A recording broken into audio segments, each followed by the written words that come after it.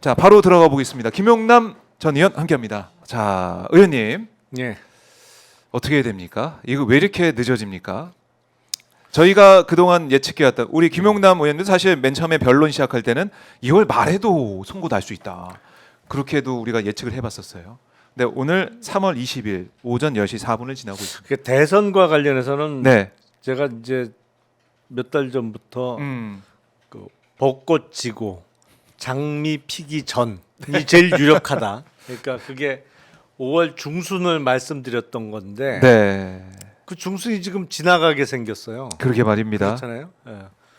그러니까 이제는 장미 대선이 될 가능성이 높아졌는데 문제는 네. 장미 대선이라도 확정이 돼야 되는데 지금 네. 안 되고 있는 상황이잖아요. 그래요. 제가 지난주에 이게 3월 17일이 넘어가면 뭔가 사달이 난 거다. 응? 그런 말씀을 드렸었는데 네. 3월 17일이 지나고 어쩌면 이번 주도 선거가 없이 아이고. 지나갈 가능성도 있어 보여요. 그러니까 이게 분명히 이견이 있는 겁니다. 그 사이에. 네. 이게 절차적 문제 내지는 본안과 관련해서 이견이 있다는 얘기인데 저는 절차적 문제일 가능성이 더 높아 보여요. 절차적 문제. 그 부분이 제일 높아 보이는데 우선은 이렇게 오래 시간이 지연되면서 헌재에 대한 국민적 신뢰도가 떨어질 네. 수밖에 없습니다. 그래요. 이거는 지금 보면 네. 이게 왜 이렇게 오래 끄냐. 뭐 네. 그래서 그동안 우리가 12월 3일 비상계엄 사태 이후에 모든 국가기관의 신뢰도가 다 떨어졌어요. 예. 사실은 뭐 대통령은 말할 것도 없고, 아이, 그럼요. 뭐, 그 이외에 네. 뭐 어느 장관이 됐던 뭐 군, 검찰, 뭐 경찰 다 신뢰도가 폭락을 했는데 그 와중에도 헌재에 대해서는 그래도 평가가 괜찮았단 말이죠. 네. 헌재가 그래도 자기 할 일을 하는 거 아니냐 어허. 이런 평가를 받아왔는데 이제는 그런 평가도 받기가 어려워졌어요. 왜냐하면 너무 시간을 오래 끄니까. 그렇게 말입니다. 그러니까 우리가 지금 헌재를 보통은 정치적 사법기구다라는 네. 얘기를 합니다만 그거는 정치적 사안을 사법적으로 다룬다는 의미에서 그런 표현을 썼던 거지 헌재가 정치적이다 아니면 정치적이라도 된다는 의미는 절대 아니었거든요. 근데 이제는 정말 이거 너무 정치적인 거 아니야? 이런 평가를 받게 됐어요. 지금은. 예.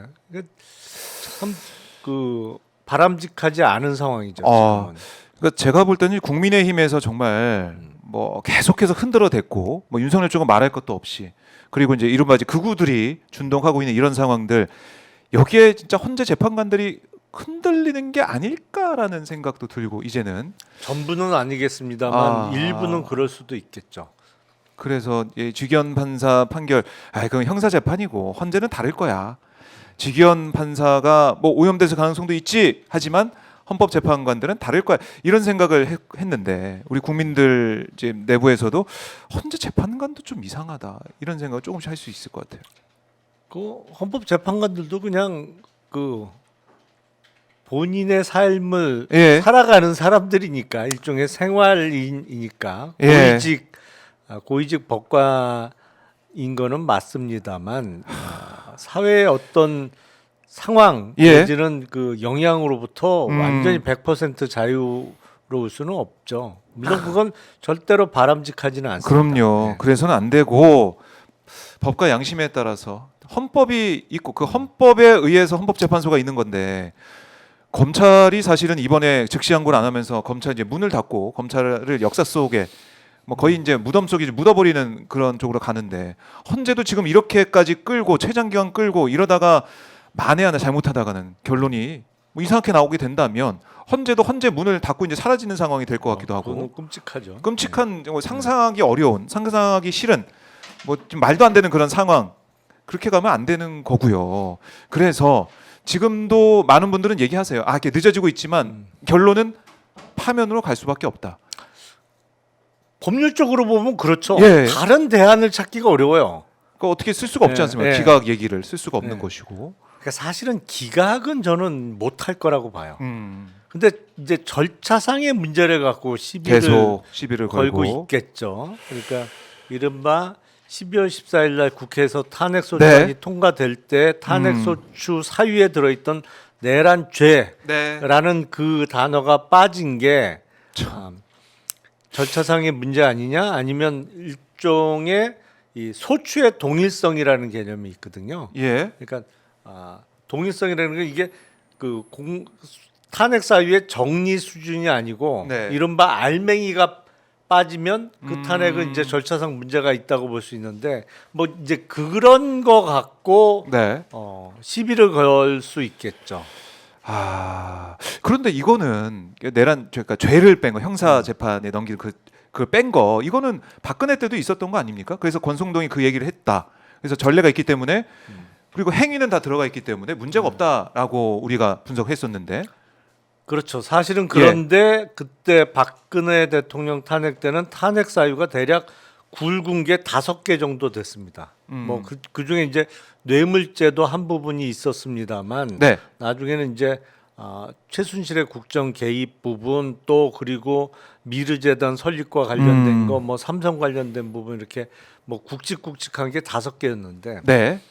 이번 탄핵은 사실은 12월 3일 날 비상계엄 선포 이 행위가 내란 행위, 헌법과 법률에 위배되는 내란 행위라는 게 결국엔 핵심이거든요. 네. 그거 외에 이제 다른 거 예를 들어서 뭐 양평 고속도로 노선 변경 뭐 이런 거는 안 들어 있잖아요. 탄핵 사유에. 그러다 그렇죠. 보니까 이제 시비를 거는 건데 사실은 내란죄라는 단어만 뺐을 뿐이지 그렇죠. 그 비상계엄 선포가 불법적인 내란 행위라는 그럼요. 거는 뭐 부인하기가 어렵잖아요. 들어가 그러니까 있는 것이고. 이거는 내란죄라는 단어를 뺀 게 네. 전체적인 그 탄핵 소추 사유의 변경, 뭐 대부분 사유의 변경이라고 볼 수 없다. 이거는 네. 작구의 수정 정도라고 봐야지. 뭐 그게 저는 합당해 보입니다만 네.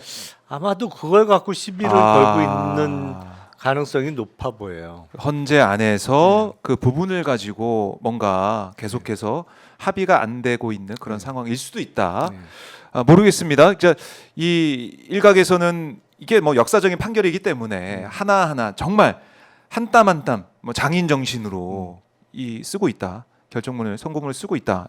이런 관측도 있고. 아니, 그렇게 따지면 뭐 예. 2017년도에 있었던 탄핵은 그 우리 헌정사상 첫 대통령 그렇죠. 탄핵이었는데 그렇네요. 사실은 이번엔 인용이 돼도 2번째잖아요. 그럴 수 있겠네요. 예. 역사적 의미라면 8년 전이 더 컸죠. 근데 이거는 이 이른바 친위 쿠데타 내란 네. 이거기 때문에 더 의미가 있어서 아니 그러니까 신경 물론 쓰는 게 아닌가 탄핵 싶어서요. 사유가 예. 해괴망측한 건 맞지. 해괴망측한. 이번이 더 엽기적인 건 맞죠. 엽기적이고. 하지만 뭐 대통령 탄핵은 우리가 8년 전에도 했었다. 경험을 했었는데요.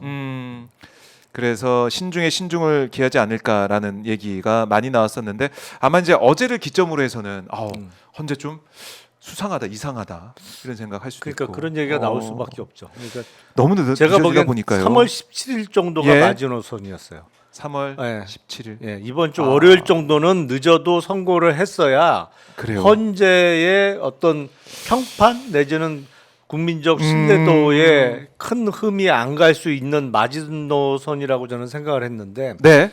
그 선을 지나면서부터는 이제 헌재에 대한 시각이 달라질 수밖에 없는 거죠. 그러게 말입니다. 그래서 헌재 브리핑 룸을 오마이TV가 지키고 있습니다. 여러분과 함께 지키고 있습니다. 아직 오마이TV 구독 안 하시고 보신 분들도 많으실 것 같은데요. 오마이TV 구독 꼭 눌러주시고요. 그래야 이런 생생한 현장, 살아있는 입체 시사 박정호의 스팟을 볼 수가 있습니다. 좋아요 버튼도 눌러주시고 또 슈퍼챗과 유튜브 멤버십도 가입받고 있는데요.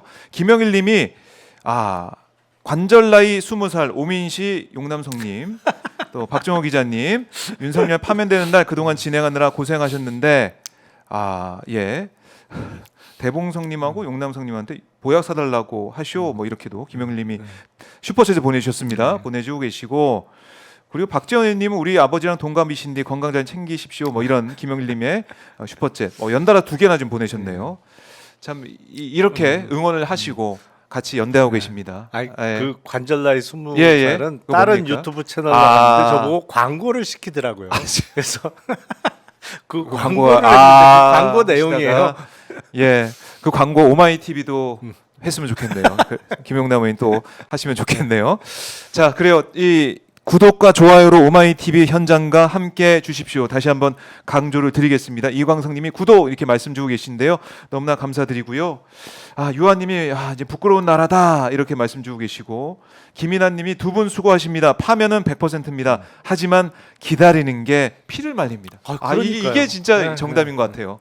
이게 이 말씀이 제가 오죽하면 예 그 최근에는 노래 부르고 다니겠어요. 노래 네. 어떤 노래를 부르세요? 그러니까 헌재 선거와 관련해서 노래 부르고 부르겠어요? 다닌다니까. 난 정말 지쳤어요. 땡벌. 기다리다 지쳤어요. 땡벌. 아 진짜 기다리다 지쳤지. 아 지쳤어. 온 국민이 다 기다리다 지금 지쳤어요 지금. 그 노래 절로 나오네요. 네. 예, 기다리다 지친 상황인데 헌재 브리핑룸 계속 저희가 보여드리고 있습니다. 보여드리고 있고 오늘 이제 아침에 저희 현장을 생중계로 보내드렸지만은 백혜련 민주당 의원이 예. 계란 테러를 당했습니다. 계란 테러를 당했는데 이게 이제 날계란도 있었지만 제가 보기엔 찐계란, 삶은 계란 있었던 것 같아요. 아 그래요? 그래서 아까 박지원 의원은 이거 정말 살인 미수 아니야 이 정도면은 돌덩이 같은 그 계란을 던져가지고 정말 해를 가려고 했던 게 아니냐 이렇게까지 우려를 하셨거든요. 그러니까 지금 이 극우들의 준동, 그러니까 앞에 헌재 앞에 있었던 시위대 가운데 그 무리 중에서 계란이 날아온 것 같은데 늦어지다 보니까 이런 테러까지 벌어지고 있는 거 아니겠습니까? 심각합니다 지금. 근데 우리가 그 찐계란이든 날계란이 특히 날계란의 경우에는 네. 항시 휴대하고 다니는 사람은 없잖아요. 아 그럼요.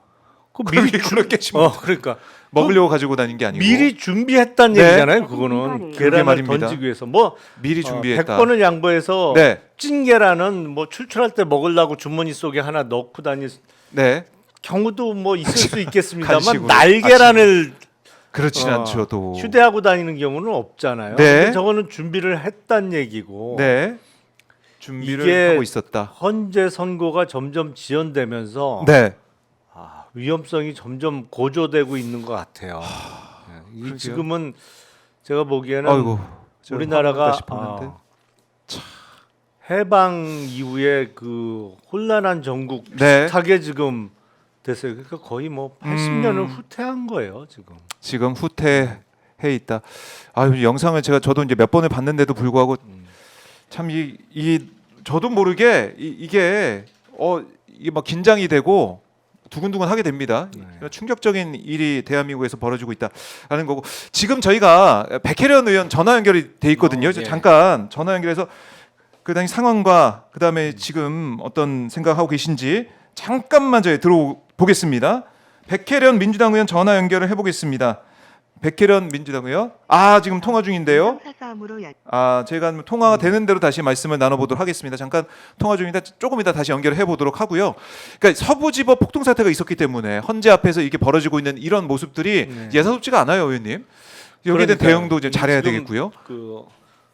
우리가 네. 법원이 습격당한 적은 헌정사상 처음이죠. 없었죠. 사실 예. 그런 적은 없었는데 네, 그런 일이 최근에 있었고 이제는 헌법재판소 앞에서도 네. 지금 아유 아, 계란이 저게 피할 수 없을 정도로 어마어마하게 빠른 속도로 날라왔네요. 그러니까 그럼요. 이게 가까운 거리에서 확 거의 바로 앞에. 직선으로 집어던진 것 같은데요. 네. 좀 속도를 보니까 좀 떨어진 거리에서 던진 게 아니네. 바로 그렇네요. 근접 거리에서 예. 그냥 확 거의 직선으로 던진 건데 세게 던졌습니다.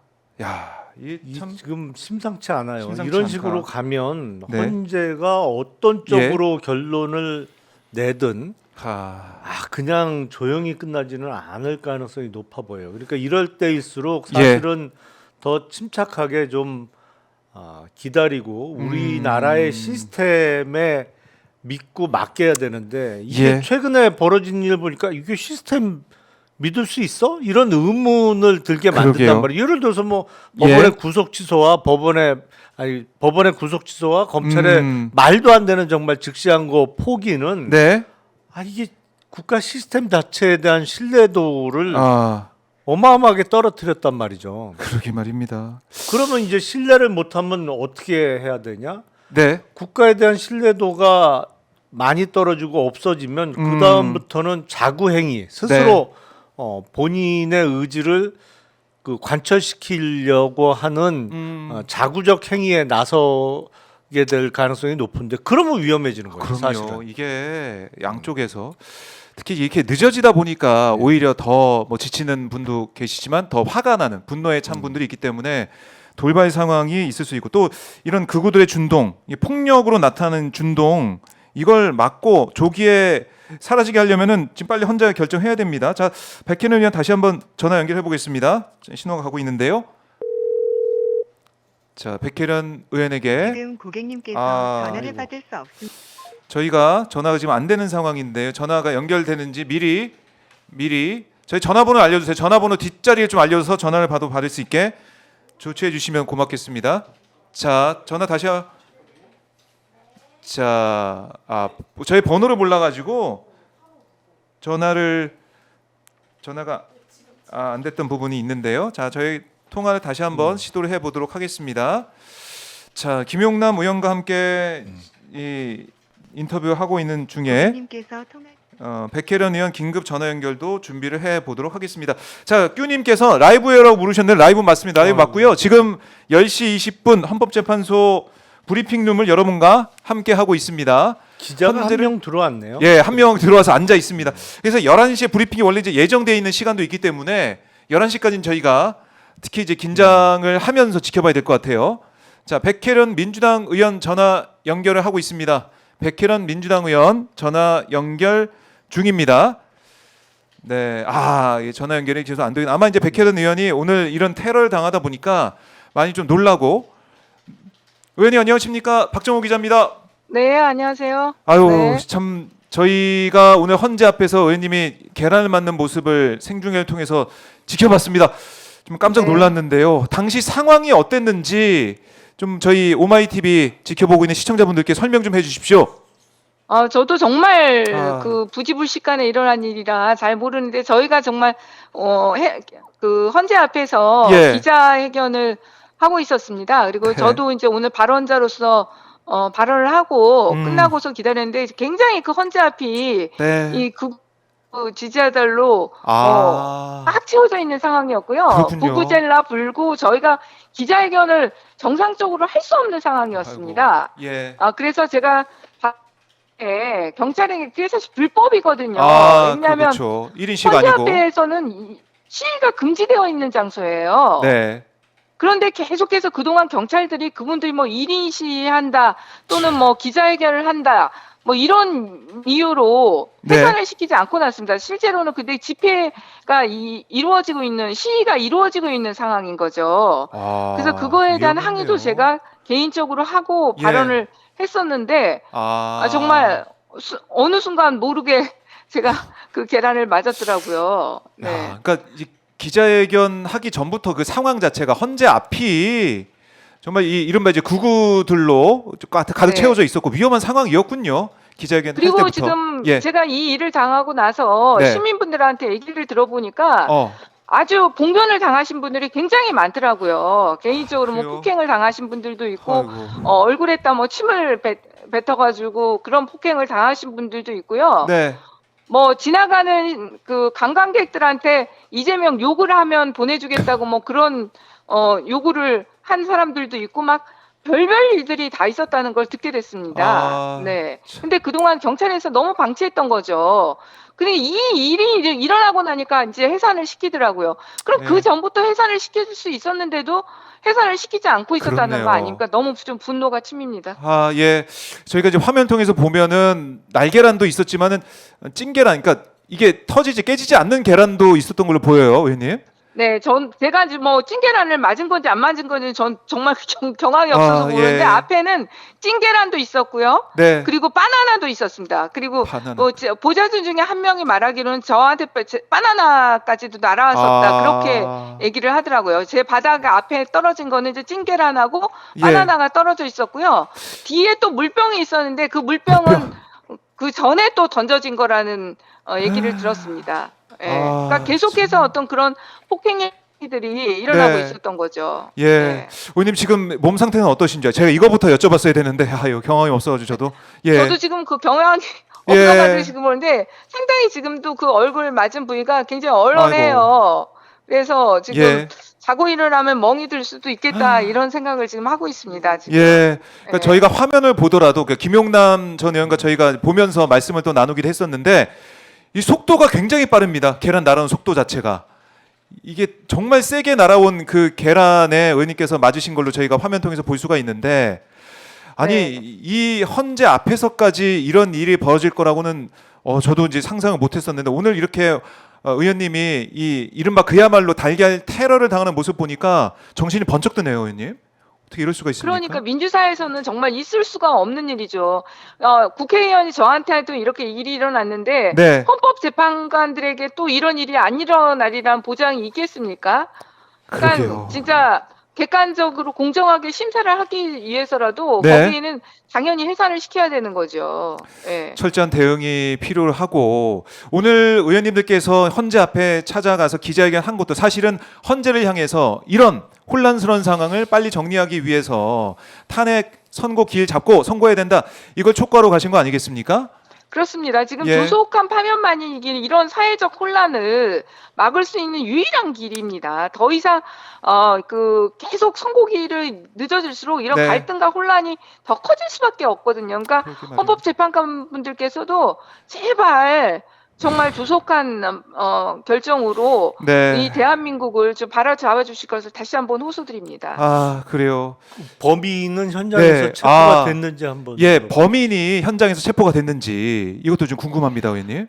종로 경찰서장이 예. 현행범 체포를 할 수 있으면 하겠다고 했는데 제가 볼 땐 바로는 조금 어렵지 않나 싶어요. 지금 보니까 예. CCTV라든지 그런 게 있더라도 좀 분석을 해야 될 것 같고요. 당장 아이고. 그때 너무나 부지불식간에 일어난 일이라서 네. 범인의 얼굴을 정확하게 본 목격자는 없었던 것 같습니다. 그래서 이제 뭐 찍힌 영상이나 그런 것을 보고 판별을 해내야 될 것 같아서요. 네. 현행범 체포는 아직 안 됐고 이거를 분석을 해보고 수사를 해야 된다. 철저한 수사가 그래서 필요해 저도 보입니다. 개인적으로 일단 종로서에 가서 고소장은 제출하고 왔습니다. 그러셨군요. 만약에 당장 현행범이 체포가 안 된다고 한다면은 네. 이 고소 사건하고 병합해서 해야 될 것 같아서요. 아, 네, 고소장을 제출하고 온 상태입니다. 철저한 수사가 필요합니다.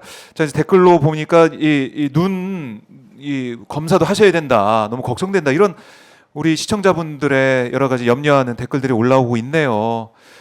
좀 우리 시청자분들도 많이 좀 놀라고 있고 의원님은 현장에서 이런 봉변, 테러를 당하셨기 때문에 진짜 몸 잘 챙기셔야 되고 또 우리 국민들이 함께한다, 연대하고 있다 이걸 생각하시면서 또 마음을 굳세게 먹으셔야 될 것 같습니다, 의원님. 네, 지금 네. 사실 문자로 너무 많은 분들이 응원 문자 주시고 또 걱정하는 문자 주셔서 예. 감사하다는 말씀 드리고요.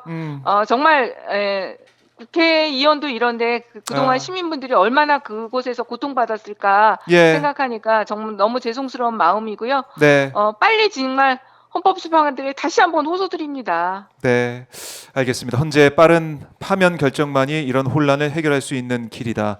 의원님 지금 몸 검사도 하셔야 될 것 같고 제가 볼 때는요. 몸 잘 추스리시고요. 제가 보니까 이따가 또 기자회견까지 하신다고 제가 들었습니다. 지금 예, 저희가 헌재 앞이 지금 정리됐는지도 확인해 봐야 되고 네, 또 조속한 파면을 촉구하기 위해서 또 어. 헌재로 달려갈 겁니다. 네. 알겠습니다. 현장을 지키고 있는 백혜련 의원과 또 민주당 의원들 저희 오마이 TV를 통해서 기자회견 현장도 함께하도록 하겠습니다. 의원님 끝으로 저희 시청자분들 많은 분들이 지금 함께하고 계신데요. 못다한 말씀이나 꼭 하고 싶은 말씀 있다면 짧게 듣고 마무리하겠습니다. 그동안 집회와 모든 것을 통해서 힘을 보태주신 시민 여러분들께 진심으로 감사드리고요. 정말 민주주의를 지키는 최후의 보루는 이런 깨어있는 시민들이라고 생각합니다. 저희 민주당 의원들도 끝까지 지치지 않고 함께 싸우겠습니다. 감사합니다. 알겠습니다. 의원님 고맙습니다. 네. 자, 백혜련 의원과 전화로 긴급하게 이제 연결을 해봤습니다. 이제 많이 이제 놀란 상태인 것 같아요. 그 앞에 예. 경찰도 많았고 지금 그러니까요. 뭐 계란 날라오는 속도로 봐서는 근접거리에서 바로 던진 앞인 건데 예. 어떻게 그 현장에서 현행범 체포가 안 됐을까요? 아, 그것도 그러니까요. 왜냐하면 지금 대치 상황이니까 네. 주변에 뒤에 이제 경찰들이 많잖아요. 저 그렇죠. 뒤에도 있지만 앞에도 그, 있었습니다. 예, 앞에도 아까 화면 분명히 보니까 있었을 텐데 있긴 어떻게 있었어요. 저거를 네. 현장에서 바로 잡아야지. 나중에 일단 그 현장에서 못 잡으면 신원 확인하는 절차도 오래 걸릴 수밖에 없고, 그리고 예. 그 주변에 CCTV가 있다고는 합니다만 CCTV의 해상도에 따라서는 그 네. 화면으로 사람 얼굴을 정확하게 식별 못하는 경우가 그렇네요. 꽤 많거든요. 그러니까 신형은 괜찮아요. 네. 신형은 화소도 많고 뭐 선명하게 이렇게 줌으로 당겨서 보면 선명하게 볼 수가 있어서 네. 그런데 아. 현재 주변에 CCTV가 좀 어떨지. 구형이라면 저 현장에서 못 잡으면 잡기 쉽지 않을 텐데.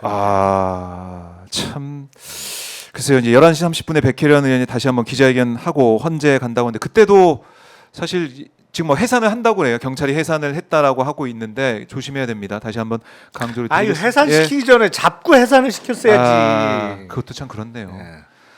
그 무리에 그럼. 그 범위에 있었을 텐데 그러니까요. 경찰의 대응 이거 좀 잘해야 되고 이재명 대표도 이제 방탄복을 네. 입고 지금 다니는 아니, 상황 그러니까 아니겠습니까? 진짜 그 예.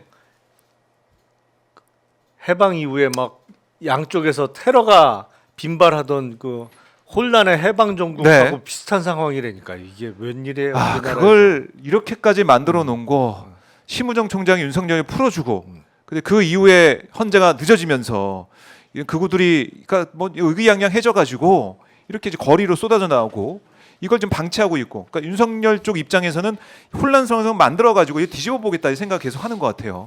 그러니까 이거를 지금 계속 선동을 해서 구속 취소가 되면서 좀 가능성이 열렸다고 이른바 심을 받고 있는 네. 상황일 수 있죠.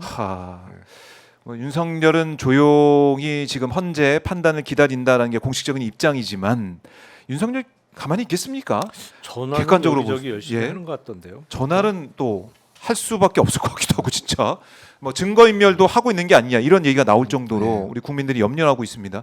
그리고 특히 이제 김건희 발언이 어제 MBC나 한국일보 통해서 보도가 되고 있기 때문에 저는 깜짝 놀랐어요. 그러니까 V 제로가 정말 누구였냐 생각을 네. 다시 한번 하게 되고 이재명 대표 쏘고 나도 뭐 자결할 거다. 마음 같아서는 그러고 싶다. 이 얘기를 윤석열 체포된 다음에 경호처 찾아와 가지고 총기 그거 왜 안 썼어? 이런 취지의 얘기를 하면서 질책했다는 거 아닙니까? 참 그러니까 이거 좀 충격적이에요, 얘는. 총이라도 한번 쏴본 뭐 군대도 안 간 남편의 하여튼 부창부수예요. 부창부수. 네. 그런 하여튼 얘기까지 이 발상 나온다. 자체가 그러니까 발상 자체가 진짜 정상적이지 않아요. 보면. 그러니까요. 영부인, 그러니까 대통령 배우자가 경호처 찾아가 가지고 그러니까. 총알 쏘고 뭐 했어? 다그친 거 아닙니까 사실상? 네. 그러니까 경호처 직원이 놀라가지고 그 상부에 보고하고 이랬다는 건데 그걸 다 듣고 경찰도 그걸 수사를 해가지고 김성훈 영장에 이번에 넣어서 신청을 해서 그게 청구가 됐다.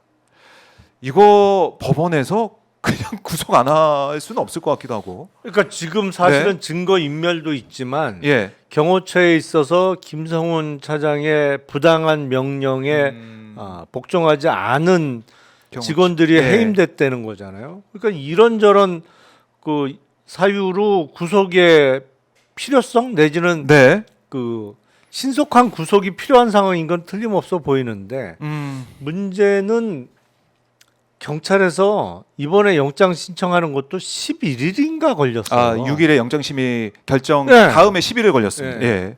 그것도 이상해요. 아. 아니 그게 경찰이 3번을 계속 영장 신청을 했는데 검찰에서 납득할 수 없는 이유로 계속 기각을 했단 말이에요. 그러니까 서울 고검에서 영장심의위원회가 열렸고 거기에 심의위원회 9명 중에 상당수는 외부위원이에요. 그러니까 그렇죠. 검찰 관계자가 아닌. 네. 그 외부위원들이 보기에 이걸 왜 어떻게 영장 청구를 안 하냐 해서 영장 청구하는 게 맞다라고 결론을 내렸으면 네. 그날이든 그 다음 날은 바로 영장 신청을 했어야죠. 근데 그게 열흘 넘게 걸렸단 말이에요. 네. 경찰에서도 시간이 많이 소요가 됐어요. 아. 그리고는 검찰은 뭐 심의위원회 결정이 있었으니까 법원에 영장 청구를 했는데 공교롭게 이게 다 3월 7일 네. 구속 취소 결정 이후에 이런 그 지연이나 뭐 이런 게 하여튼 시스템이 이상하게 돌아가기 시작했단 말이에요. 그렇네요. 그게 모르겠습니다. 그게 시그널인가 이런 생각도 들고 지금 돌이켜 보면 네. 심우정이 이 회의 소집한 다음에 이거 시간을 끌면서까지 구속, 뭐 즉시항고 안 하면서까지 구속을 이제 풀어주고 윤석열을 관저에 들어가게 했는데 경찰의 움직임도 좀 심상치 않다, 그러니까요. 이상하다. 좀 이거 참 이게 윤석열이 이제 구속된 다음에 또 헌재 변론을 우리가 매주 지켜보면서 이거 됐다. 뭐 이건 진짜 빼박이다. 그러니까. 이걸 어떻게 인용 안 하고 배기겠느냐. 윤석열은 이제 다시 밖에 나올 일이 없다라는 생각을 하면서 우리가 방송 통해서 말씀을 드렸는데 윤석열이 풀려나다 보니까 이게 또 다시 내란 사태 그 중심에 또 들어가게 된 거예요. 조마조마합니다. 그러니까 지금도 그 주요 결정을 하는 최고 책임자들은 그게 뭐 경찰이 됐든 검찰이 됐든 뭐 어디가 됐든 뭐 최상목 대행부터 해서 네. 이게 다 사실은 예. 내란 수계 피고인이 임명한 사람들인 거죠. 그렇죠. 예? 그렇잖아요. 현실적으로는. 예. 그러다 그 보니까 사람들이죠. 이게 시스템 자체가 안 돌아가요. 네. 제대로. 시스템 자체가 안 돌아간다. 그래서 이 답답한 시간이 이어지고 있는데 자 지금 시간이 10시 35분입니다. 헌재 모습 실시간으로 보고 계십니다. 헌재 브리핑 룸. 기자가 이제 한 명만 앉아 있는 거죠. 기자가 이제 한 명만 있는 상황이고 헌법재판소 이 깃발도 저희가 지금 보여드리면서 외경도 보여드리고 있는데 아직은 브리핑이 진행이 된다. 그리고 브리핑 통해서 어떤 내용이 나올 것이다. 이런 얘기는 들리지 않고 있습니다. 하지만 헌재 현장 오마이TV가 여러분과 함께 지키도록 하겠습니다. 오마이TV 아직 구독 안 하신 분들 구독을 통해서 현장을 지켜주시고 함께 힘을 모아주십시오. 함께 계속 힘을 모아주시면 고맙겠습니다. 자, 헌재가 이게 오늘 이렇게 공지하고 내일 한다고 해서 이거 잘못됐다. 이거 문제가 있다. 이런 사람들은 없죠. 그럼요. 사실은. 예, 그건 뭐 정해진 건 아니니까. 정해진 건 아니죠. 예. 그래서 긴급하게 왜냐하면 오늘 이 테러 행위도 우리가 봤기 때문에 미리 며칠 동안 말미를 주고 뭐 사흘 전에 이틀 전에 준비하라는 시간을 주고 하기도 어려 보여요. 그래서 전격적으로 이걸 해야 된다 이런 목소리는 있어 왔습니다. 사실은 11시에 헌재 공보관이 나와서 오늘 오후 2시에 선고하겠습니다 하면 베스트지. 지금이라도. 그렇죠. 예. 지금이라도 아니면 최소한 오늘 11시에 오전에 공지하면서 내일 그렇죠. 뭐 11시에 하겠습니다. 이렇게 박근혜 때도 11시에 했으니까 그때 금요일 11시에 합니다. 이렇게 다 이해할 수가 있고 오늘 이제 오전에 이렇게 공지하게 되면은 학교에서도 뭐 아이들한테 내일 이제 오지 않는 겁니다라고 통신문을 들려서 보낼 수도 있고 아니면 다 학부모마다 내 방이 있습니다. 메시지방이 있기 때문에 그걸 통해서 알릴 수가 있고 그래서 오늘 해도 늦지 않는다. 예. 그러니까 노무현 때는 사흘 전, 박근혜 때는 이틀 전, 윤석열은 하루 전. 하루 전. 딱 맞네요. 예. 그 제가 볼 때는 이게 누가 보더라도 오늘 오전에 브리핑하고 늦어도 오늘 오후에라도 브리핑하면은 늦지 않습니다. 할 수 있습니다. 그래서 오늘 이게 테러 행위 저희가 이제 아까 뭐 바나나 얘기도 백현현한테 들어봤지만 바나나도 정말 떨어져 있습니다. 떨어져 있고 이거 좀 보고 있는데 이런 테러 행위까지 자행되고 있는 이런 상황, 헌재가 이런 혼란을 방치하는 수준이기 때문에 국민들이 용납하지 않을 거거든요. 이제 화살이 헌재를 향하고 있습니다, 의원님. 그럴 수밖에 없죠. 네. 결정권을 가진 기관은 헌재인데 네. 이해할 수 없을 만큼 너무 지연되고 있으니까 이제는 헌재가 모든 국가기관은 저는 그렇게 생각해요. 국민의 신뢰가 없으면 존재하기가 어려워요. 그게 그렇죠. 어떤 기관이든. 그렇죠. 예를 들어서 미국 같으면 헌법재판소라는 게 없죠. 네. 미국은 연방 대법원에서 우리나라의 대법원의 기능과 더불어 우리나라의 헌재 기능까지 다 합니다. 거기서 물론 미국은 탄핵은 의회에서 하죠.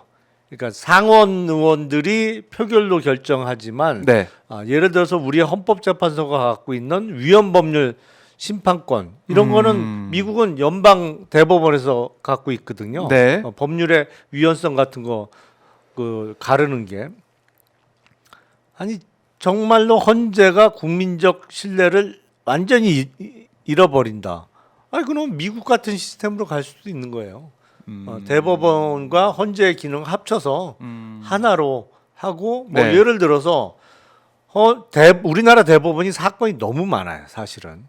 그래서 사건 부담을 미국 수준으로 줄여주면서 정말 중요한 결정, 법률적으로 큰 의미 있는 결정만 하도록 하면서 지금 대법원에서 다루고 있는 대부분의 일반 사건의 네. 최종심의 기능은 이른바 상고법원 같은 걸 만들어서 거기서 다루고 중요한 결정만 대법원의 판사들이 대법관들이 하게 하면서 헌재로 합칠 수도 있는 거예요. 그러니까 잘해야 되는 거예요. 이게 뭐 검찰이 됐던 뭐 네. 경찰이 됐던 심지어 헌법재판소가 됐던 대통령이 됐던 잘 못하고 엉망진창이다라는 평가가 쌓이면 네. 그건 더 이상 존립하기가 어렵죠. 그래요. 이 헌재도 이제 중요한 시점에 와 있다. 자, 헌법재판소 브리핑룸 뭐 사람이 한 사람 더 이제 더 들어와 있습니다. 기자가 더 들어와 있는데요. 자, 10시 40분을 지나고 있습니다. 11시를 우리가 또 이제 지켜보면서 기다리고 있는데 자, 이제라도 헌재가 선고기일을 잡아야 된다. 이제는 더 이상 우리가 이 시간을 그냥 보낼 수가 없다 이런 말씀을 계속 드리게 되고요. 참 이런 가운데 이제 검찰에서는 오세훈 시장 압수수색했다는 속보도 이제 들어오고 있습니다. 명태균 건으로 이제 압수수색하고 있다는 건데요. 오세훈 시장의 이 혐의들, 그러니까 검찰이 이게 수사하는 게 오세훈 시장을 털어주기 위한 수사다 이런 한 측의 얘기도 있고 아니다. 명태균 건은 이제 완전히 이제 잡혀가지고 회생불능일 것이다 이런 얘기도 있는데 어떻게 좀 봐야 됩니까, 의원님? 그러니까 오세훈 시장이 지금 명태균 게이트와 관련해서 제1 타겟이 된 거는 네. 틀림없어 보여요. 근데 이거는 사실은 틀렸죠. 제1 타겟은 당연히 김건희가 돼야 되는 게 맞죠. 명태균 게이트의 시작이 거긴데 그렇네요. 공천 개입 혐의로 시작한 건데요, 이 게이트. 네. 근데 그러니까 수사를 하는 방법은 두 가지가 있습니다. 제일 중요한 것부터 하는 거예요. 그리고 나서 격가지로 뻗어 나가는 게 있고 두 번째 방법은 쉬운 수사부터 하는 겁니다. 쉬운 수사부터. 지금 명태균 관련 수사는 두 번째 방법이에요. 네. 쉬운 수사부터 하는 거예요. 이게 왜 쉽냐? 일단 명태균이라는 결정적인 그 관련자 내지는 제보자가 네. 가장 감정이 안 좋아, 오세훈 시장에 대해서. 그러니까 가장 안 좋은 소리를 많이 먼저 하고 예, 많이 해. 예. 그러니까 지금 쉬운 수사부터 하고 있는 거죠. 쉬운 수사부터. 그렇긴 한데 뭐 예. 물론 잘못된 거는 다 철저하게 수사를 해서 밝혀내야 되죠. 네. 근데 오세훈 시장은 최근에 그 토지거래 허가 구역을 풀었다가 예. 지금 한참 논란이 막 되기 시작했잖아요. 어제부터 막 되기 시작했는데 네. 이게 엎친 데 겹친 격이죠. 완전히. 그렇네요. 정책적으로도 지금 깨우뚱 이거 서울시장 네 번째 하고 있는 사람 맞아? 라는 평가를 받게 된 상황에서 이제 혐의까지 네. 범죄 혐의와 관련해서 압수수색까지 사무실과 지금 자택으로 쓰고 있는 관저까지 이제 동시에 받고 있으니까 네. 사실은 사면 초과죠. 사면 오세훈 시장 초과다. 입장은. 오세훈 시장 지금 뭐 다시 성장이다인가요? 뭐 책도 이제 예. 출판한다, 출판 기념회 앞두고 있다라고 하고 있는데 어제 이제 토어제 다시 한다라고 하면서 지금 뭐 서울 시민들이 특히 이제 그 지역에 계신 분들은 또 이제 매수하려고 했던 분들은 난리가 났더라고요. 부동산 시장 쪽은 지금 아노미 상태인 것 같아요. 일단 행정의 신뢰라는 측면에서는 네. 정말 최악이고요. 예, 그러니까 5주 만에 뒤집은 거잖아요. 그러니까요. 그리고 그러면 5주 전에 토지거래 허가구역을 푼 지역이 그러니까 삼성, 대치, 청담, 잠실 이렇게 푼 건데 네. 그건 정말 갸우뚱해요. 왜냐하면 지금 전국에서 그리고 서울에서도 강남에서도 가장 핫한 지역부터 그렇죠. 풀었단 말이에요. 왜? 도대체 왜? 그러니까 저는 뭐 기본적으로 정책은 규제를 완화하는 게 맞다라고 저는 생각을 합니다만 그래도 그건 순서가 있는 거죠. 왜냐하면 우리 부동산 특히 주택과 관련한 정책은 네. 사실상 똘똘한 한 채를 강요하는 정책이에요. 지금도 이게 물론 지난 정부부터 시작된 겁니다만 네. 이게 그러다 보니까 지방의 대도시의 집값은 떨어지고 미분양도 어마어마하게 쌓여가고 있습니다만 서울은 안 그렇단 말이죠. 특히 서울 중에도 강남 3구는 최선호 지역이고 집값이 올라도 거기부터 오른단 말이에요. 네. 거기만 오르고 있죠, 사실은. 그렇죠. 근데 그 강남 3구에서도 지금 현대차 그룹이 사옥을 짓겠다고 하고 있는 삼성역을 주변으로 하는 거기가 삼성동이잖아요. 그리고 그 밑으로 내려가면 대치동이고 네. 그 위가 청담동이에요. 그리고 그 옆이 잠실이고. 아니 여기는 개발 호재가 있는데 이렇게 풀어도 제일 마지막에 풀어야 되는 지역이에요. 누가 예. 봐도. 거기는 부동산 매물이 나오자마자 없어지는 지역이에요. 토지거래 허가 구역을 풀기 전에도 네, 특히 네. 여기는 주택 수요뿐만 아니라 오피스 관련한 수요가 어마어마합니다. 사실은 특히 삼성역 주변은 예. 대도로에 붙어 있는 땅 네. 말고도 이면 도로라도 나오기만 하면 없어져요. 그렇군요. 그러니까 주택을 구입하는 개인뿐만 아니라 거의 모든 기업이 이제 삼성역이 거기 뭐 GTX 호재를 비롯해서 호재가 워낙 많은 지역이라 사옥을 거기로 옮기려고 하는 수요가 많은 것이고 우리나라에서는 부동산 가격이 가장 높은 게 물론 뭐 학군도 있습니다만 기본적으로는 직주 근접성이 뛰어난 곳이에요. 그러니까 직장과 주거지가 붙어 있는 곳이 집값의 상승 여력이 가장 큰 데인데 거기를 모든 조건을 네. 다 충족하는 곳이 5주 전에 토지거래 허가구역을 푼 그 지역이에요. 사실은. 그러니까 거기 가고 싶은 사람이 얼마나 지금 난리가 났겠습니까? 갭 투자할 수 있으니까 이제. 아니 그러니까 그 뉴스를 보면서 제가 네. 좀 황당했어요. 아니 여길 왜 풀어? 풀어도 제일 마지막에 풀어야 되는 지역인데. 근데 아니나 달라요. 풀자마자 난리가 났어요. 집값이 막 뛰기 시작하니까 매덕이 올랐다고 그러고 네. 하니까. 뜨거하고 그냥 도로 묶으면서 여타 예. 묶여 있지 않은 지역까지 그냥 한꺼번에 같이 다 용산까지 묶어서. 이러면 야, 이거 너무 혼란스럽습니다. 누가 정부 발표를 신뢰를 해요? 그러니까 이게 지금 보면은 이게 토지거래 허가제 이거 묶어놨기 때문에 갭 투자가 안 되고 실거주 해야 되는 뭐 그런 게 네. 있었던 거고 어떻게든 이게 막아왔던 것인데 그걸 풀어가지고 지금 이 사달이 난 거고요.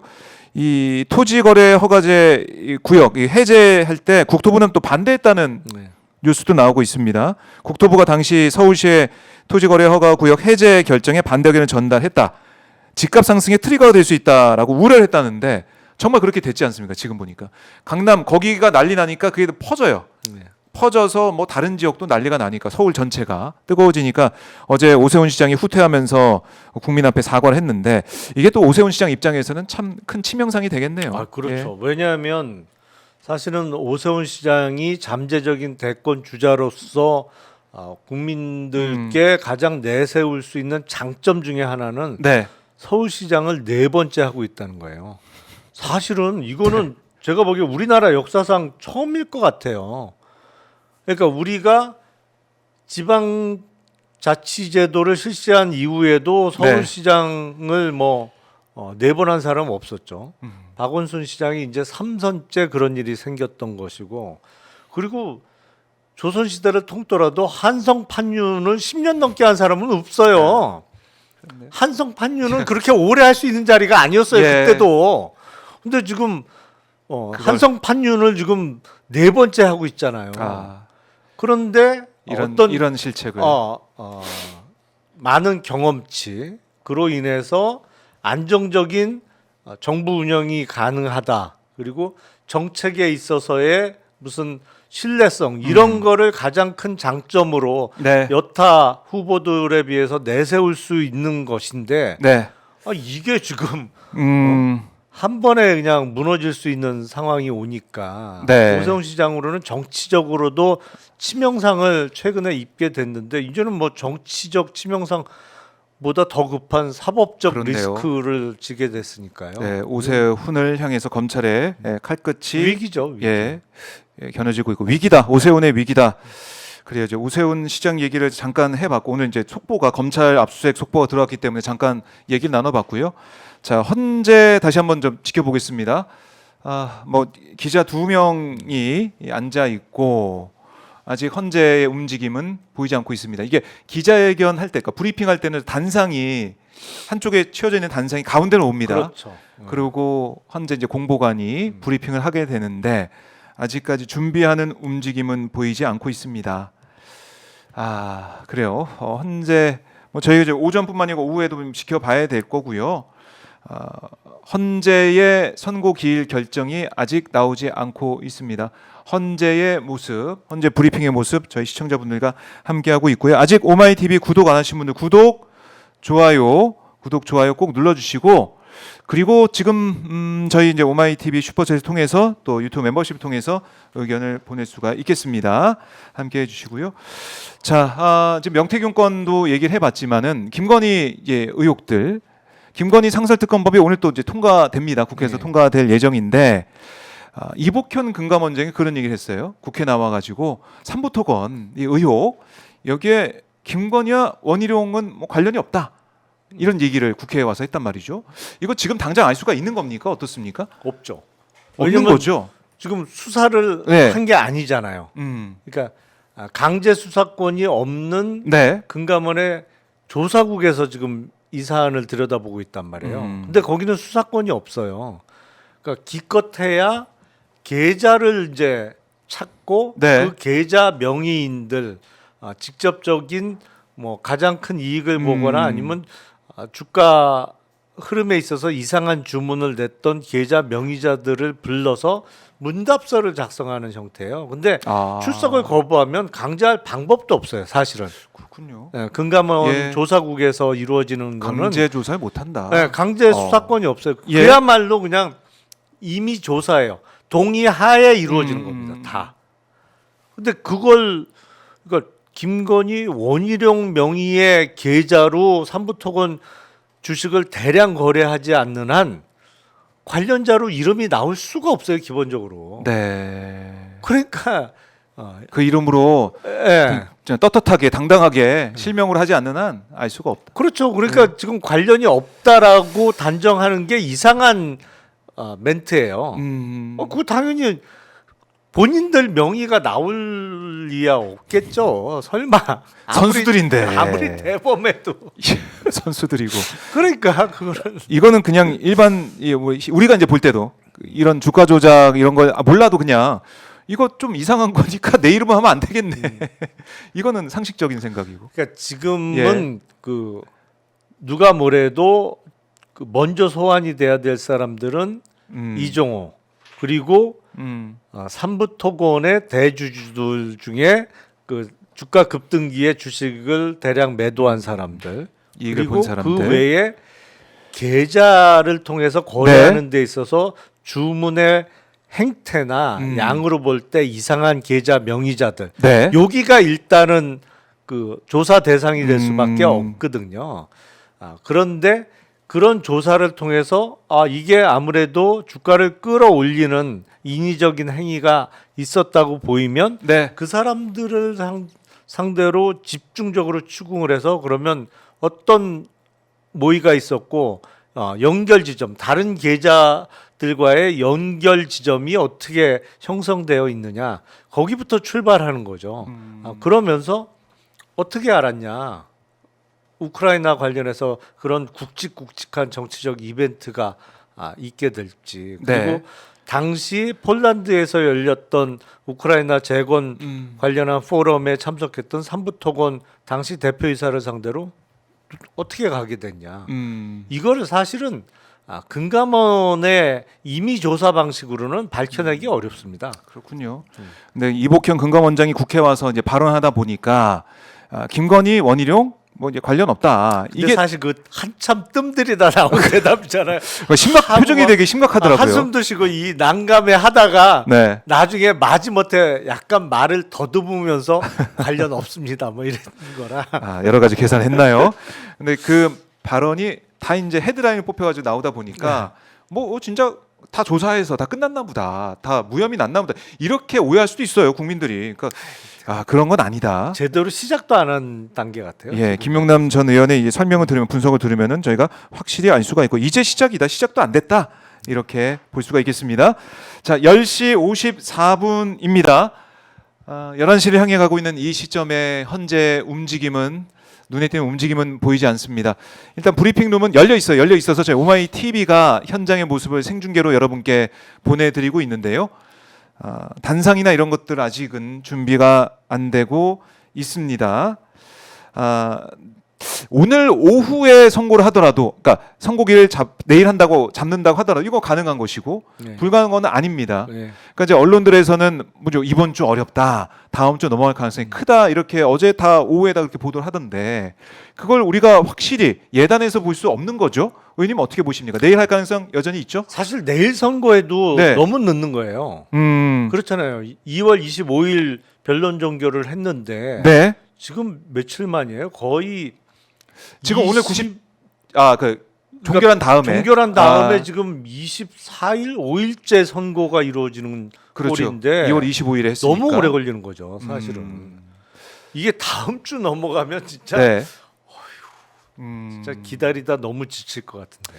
그러니까 나경원 의원이 그런 얘기 했잖아요. 이거 이재명 대표 재판 이후에 해야 된다. 뭐 이런 얘기도 하고 한덕수 그 심판 선고 얘기도 하고 하면서 당장 하면 안 되고 그거 다 한 다음에 해야 된다. 이런 식의 또 주장을 해가지고 그게 또 영향을 주나 이런 생각도 들고요. 근데 그거는 아무 상관이 헌재 없죠. 스스로가 예. 너무 정치적이라는 거를 드러내는 거죠. 거기에 휘둘린다 그러면. 네. 그건 너무 정치적인 거죠. 네. 아니 무슨 연관성이 있어요? 선거법 위반 항소심 선고하고 네. 대통령 탄핵 선고하고 사건도 전혀 아무 상관없는 별개 사건이고 네. 아니 그게 법원에 뭐 2심이기는 합니다만 하급심 선고하고 헌재 탄핵 선고기를 연계시킨다는 발상 자체가 사실은 네. 말도 안 되는 발상이죠. 그게. 말도 안 되는 발상이다.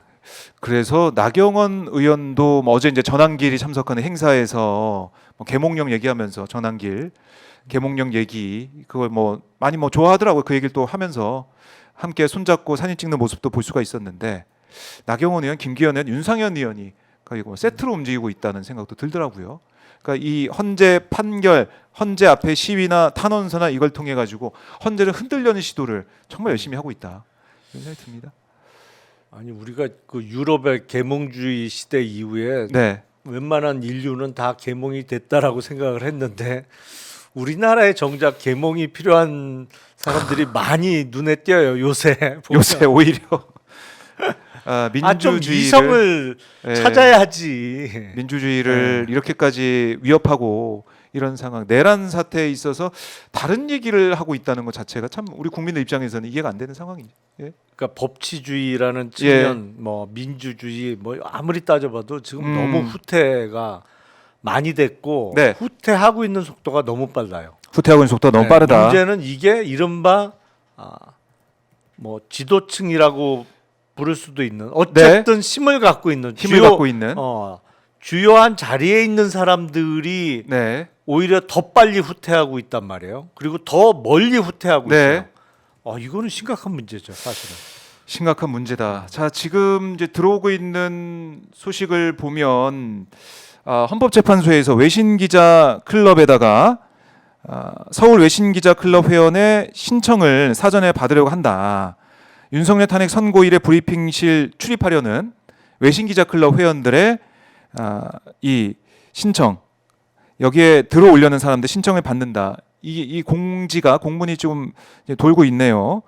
내일 오전 10시까지 사무국으로 좀 이메일 신청을 좀 해달라 이런 얘기 이게 좀 나오고 있습니다. 내일 오전까지 외신 기자들에게 신청을 받는다.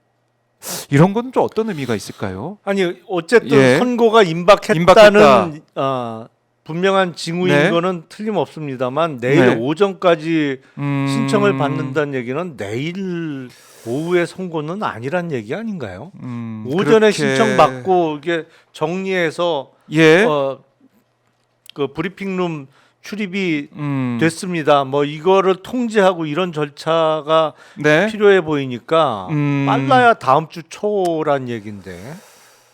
그래요. 일단은 이런 지금 공지가 이제 나오고 있고 여러 여기저기서 이제 돌아다니고 있는 그런 상황인데 아니면 그럴 수도 있죠. 예. 이게 그 워낙 늦어지면서 헌재에 대한 그 비난의 수위가 높아져 가고 있는 거잖아요. 그러니까 이 비난의 수위에 대한 기임을 좀 빼기 위해서 이런 뉴스를 또 뭐 할 얘기가 없잖아 지금. 할 얘기가 없다.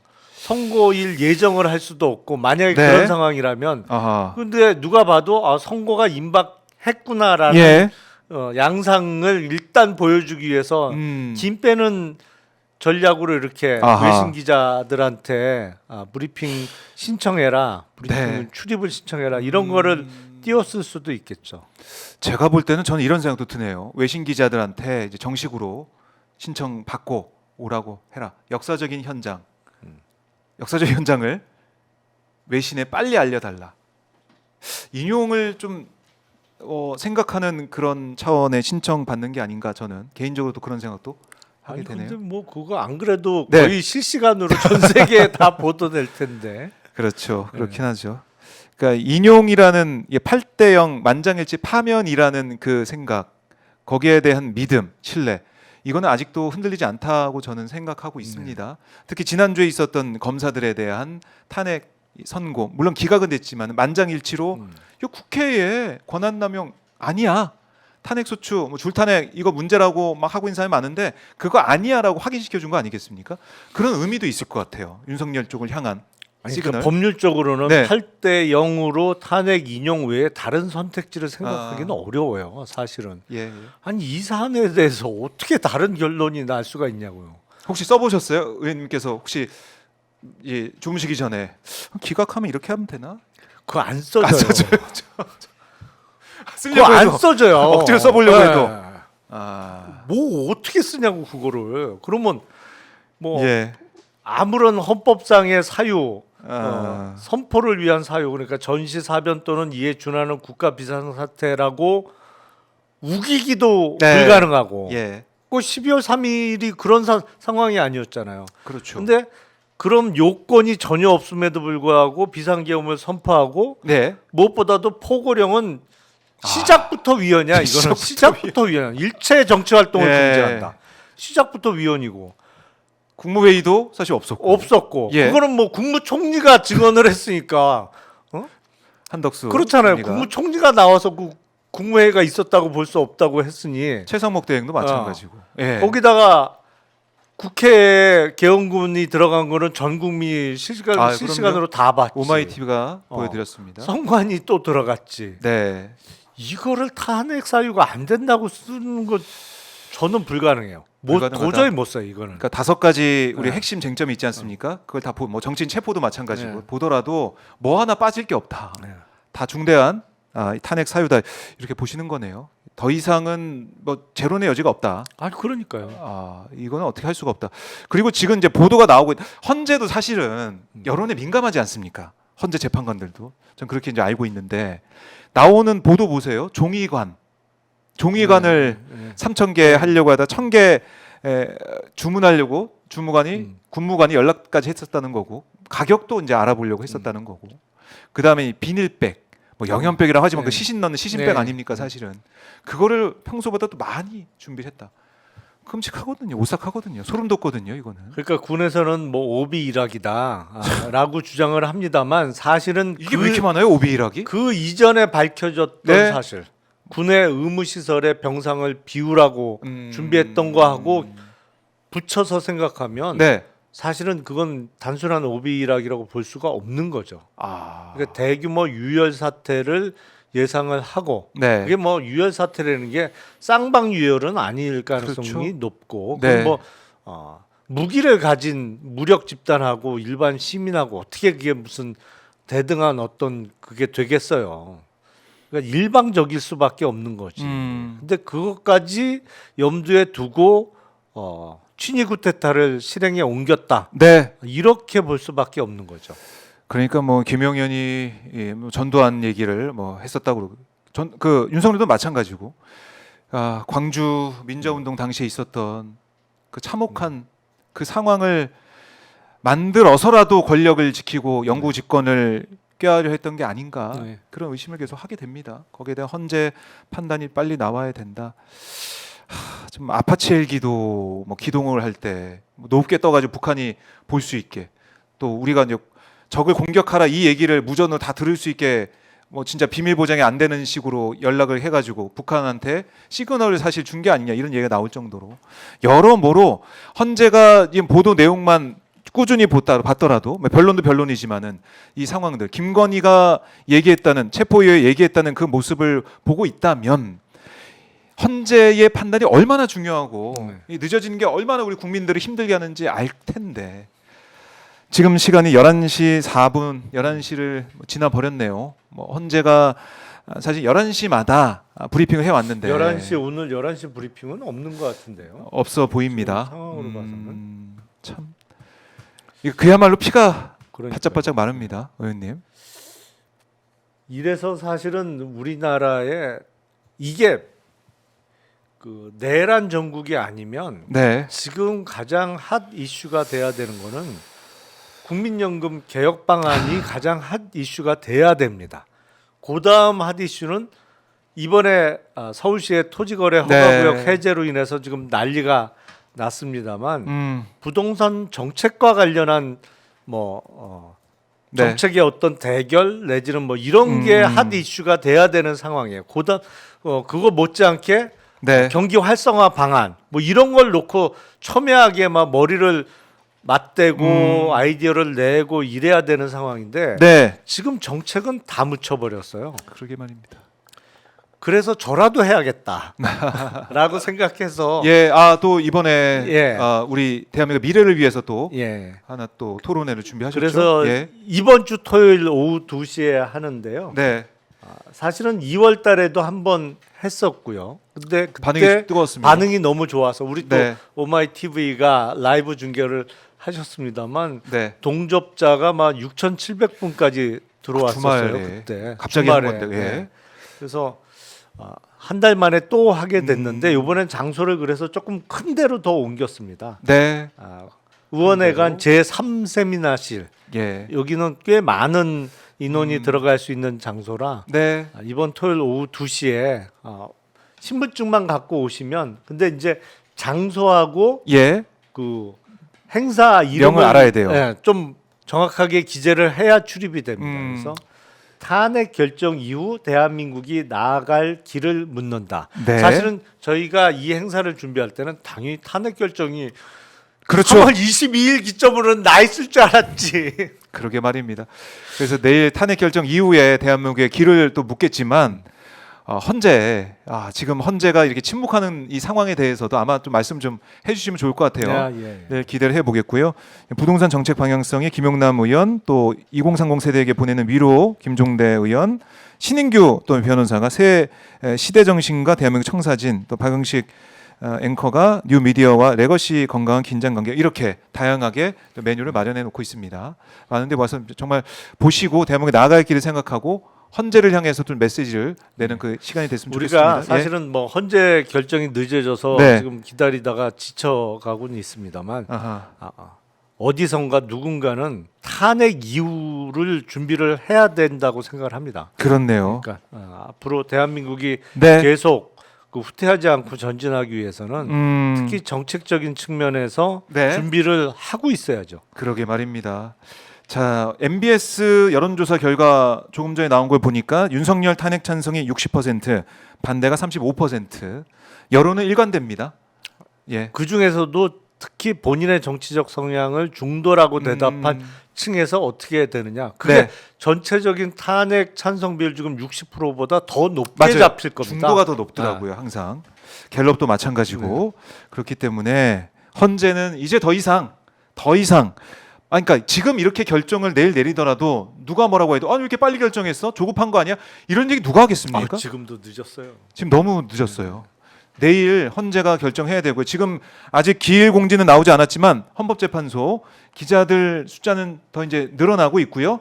헌재 브리핑룸 불은 계속 켜져 있습니다. 언제 어느 순간에 기일 공지가 있을지는 알 수가 없습니다. 이렇게 다시 한번 강조를 드리겠습니다. 그리고 이거 하나만 말씀 여쭤보죠. 이재명 대표와 이재용 삼성전자 회장이 오늘 만났습니다. 만나가지고 뭐 함께 손을 잡으면서 결국 이 정책적인 이 얘기를 또 하고 함께 과실을 누려야 된다. 모두를 위한 삼성이 돼달라. 이런 당부 얘기도 이재명 대표가 했어요. 오히려 지금 보면은 이재명 대표가 제일 또 정책적인 움직임, 대한민국에 나아갈 길을 고민하고 또 이번 토요일에는 AI 관련해 가지고 유발 하라리랑 또 토론도 대담도 하고 이런 행보를 뚜벅뚜벅 하고 있다. 이것도 평가할 만한 부분 아니겠습니까? 그렇죠. 근데 예? 일부 언론에서는 아마 그 멘트를 트집 잡을 것 같은데. 뭐요? 모두를 위한 모두 함께 과실을 누려야 된단가? 예. 예. 함께 과실 누려야 된다. 함께 과실을 모두를 위한 누려야 삼성 된다. 되시길 이런 얘기. 그거 갖고 트집 잡을 것으로 참. 예상이 되는데 사실은 예. 그 내용이 그겁니다. 그러니까 삼성전자가 뭐 최근에 조금 어려움을 겪고 있습니다만 네. 정말 혁신해서 기술 개발 잘해서 사업을 잘해요. 네. 돈을 많이 벌어요. 그러면 그걸 이재용 회장만 누려서는 안 되는 거죠. 그럼요. 삼성전자의 주식을 갖고 아. 있는 모든 주주가 누려야 되는 거지. 우리 국민들, 예. 주주분들. 그러니까 그런 의미에서 얼마 전에 민주당이 주도로 본회의 통과된 상법 개정안과 관련해서 예. 지금 이름 바뀐 정경련이죠. 예. 거기를 비롯해서 뭐 대한상의 경제단체라는 곳은 다 난리인데 네. 사실은 그 반대하는 이유가 사실은 다 거짓이에요. 말도 안 되는 억지를 부리면서 지금 상법 개정안에 대해서 반대를 하고 있단 말이에요. 네. 바라건대 이재명 대표가 만난 이재용 회장이 상법 개정안에 대해서 자기는 재벌 회장으로서 오히려 찬성한다. 이제 바뀌어야 된다. 예. 우리나라 자본시장도 모두 함께 모든 주주가 평등하게 갖고 있는 주식 수에 따른 차등은 당연히 있을 수밖에 없지만 네. 한 주의 가치는 회장의 한 주나 개미의 한 주나 같아야 된다라는 취지의 멘트가 나오면 얼마나 훌륭할까. 그랬으면 라는, 좋겠다. 예. 바람을 좀 이야기해 봅니다. 그러게 말입니다. 이복현 금감원장은 또 이제 상법 개정에 또 찬성한다는 얘기를 또 하더라고요. 네. 와서 네. 그건 직을 소신 걸겠다. 발언이지. 직을 걸겠다. 뭐 3개월도 안 남은 직을 걸었습니다. 6월 초 얼마 안 남았는데. 임기가 얼마 안 남았거든요. 예. 어쨌든 뭐 그 직을 걷는데 저는 이제 삼부토건 그것 좀 확실하게 조사를 좀 하고 뭐 이제 연관 없다 이런 수사하기 전에 알 수 없는 얘기는 하지 말고 언론 통해서 국민들 헷갈리게 하지 말고 제대로 된 모습을 보여주면 좋겠다 이런 생각도 하게 됩니다. 자, 헌재를 저희 지켜보면서 김용남 전 의원과 함께 막 달려와 봤는데요.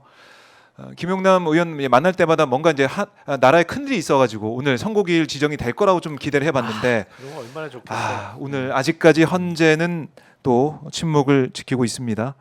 의원님 그래도 저희 이제 시청자분들 좀 그나마 좀 힘낼 수 있게 가시기 전에 한 말씀 듣고 마무리하겠습니다. 그 전에 예. 그 책 제목으로 나왔던 것 같은데 시련은 있어도 실패는 없다. 온 국민이 시련을 겪고 있죠. 지금 뭐 비상계엄부터 시작하고 지금 예. 몇 달째 엉망인데 사실은 네. 경기도 정말 안 좋아요. 이게 심각해요. 그러게 사실은. 말입니다. 네. 예. 하지만 실패는 없을 거다. 결국에 더 강해지려고 이런 시련을 네. 대한민국이 겪고 있는 거 아닌가. 뭐 실패는 절대 하지 않을 거다라는 굳은 믿음으로 또 이번 한 주도 또 다음 한 주도 예. 버텨내야 될 것 같습니다. 그러게 말입니다. 저희는 근데 뭐 희망의 끈을 놓지 않습니다. 오늘 오후에라도 공지하고 선고 내일 하면 된다. 절대 늦출 필요가 없다. 이유가 없다. 헌재는 정치적으로 지금 생각하지 말고 우리 국민을 위해서 헌재 재판관의 본연의 양심과 또 법적인 그런 생각을 가지고 판결 빨리 해라. 이렇게 정리를 해보겠습니다. 의원님 말씀 잘 들었습니다. 네, 감사합니다. 고맙습니다.